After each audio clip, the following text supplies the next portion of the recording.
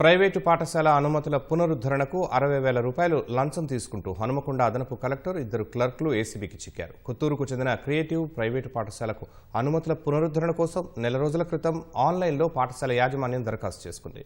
10 రోజులైనా అనుమతి రాకపోవడంతో పాఠశాల కరస్పాండెంట్ డీఈఓ కార్యాలయానికి వెళ్లి సంబంధిత సెక్షన్ క్లర్కులు గౌస్ మనోజ్లను సంప్రదించగా అదనపు కలెక్టర్ ఇన్ఛార్జి డీఈఓ వెంకటరెడ్డికి ₹1,00,000 ఇవ్వాలని చెప్పారు. అయితే తాను అంత ఇవ్వలేనని ఇన్ఛార్జి డీఈఓను కలుస్తానని కరస్పాండెంట్ కలెక్టరేట్కు వచ్చి వెంకటరెడ్డిని కలిశారు.